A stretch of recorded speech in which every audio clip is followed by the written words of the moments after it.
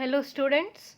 So today we are going to talk about a very important and famous poem of the famous poet Nizam Ezekiel, Night of the Scorpion.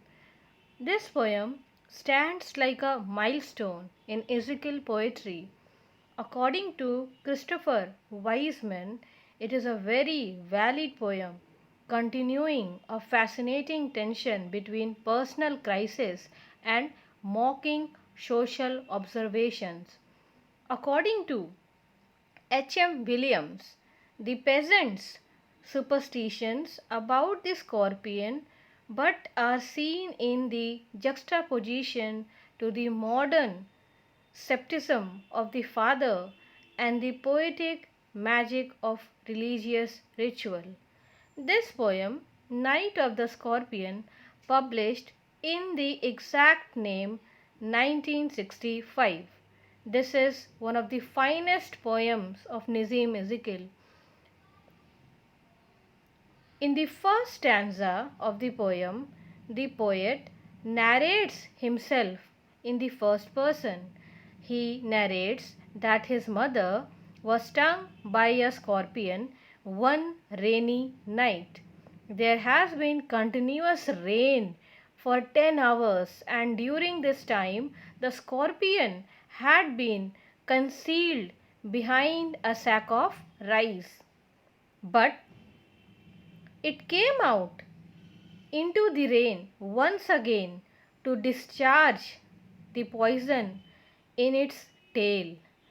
Flash of diabolic tail in the dark room is a symbol of evil.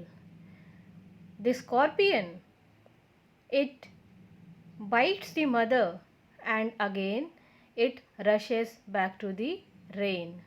The mother, of course, especially in the Indian homes, is the most beloved, the center of the whole household, and all become curious to bring her quick relief. Their neighbors, peasants, arrive there in large numbers and pray for her. They reach there like swarms of flies. They were simple, well, ignorant people. They had faith in the prayers, and this prayer is not making any effect on the poison of the scorpion. They are praying for the health and well being of the mother.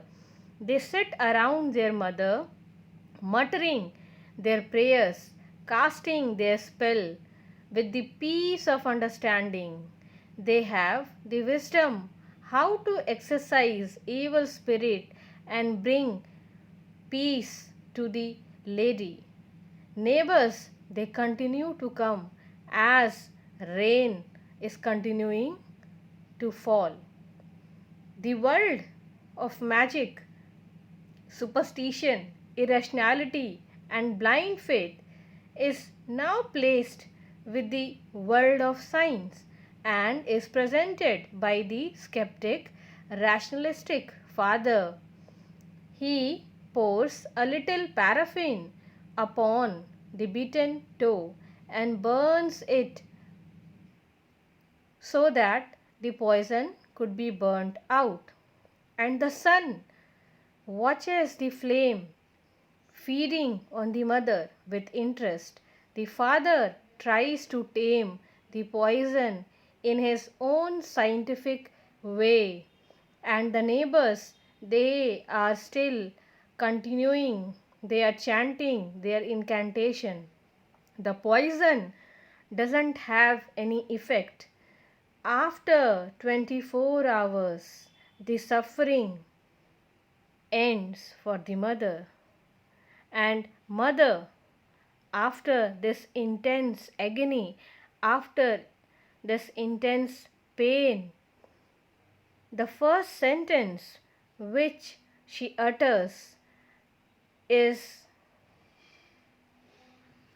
"Thank God the scorpion picked on me and spared my children." In this way, we see that the mother is more concerned for her children and she does not think of her own self or her own suffering. She is rather glad of the fact that it was she who was target of the evil one and not any of her children. In this way, we see that the self-sacrificing love of Indian mother has been highlighted.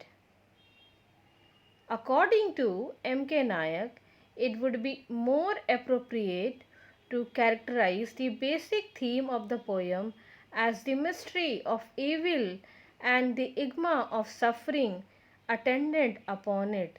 This poem demonstrates an unusual depth of feeling, a remarkable economy of language, and rare imaginative insight.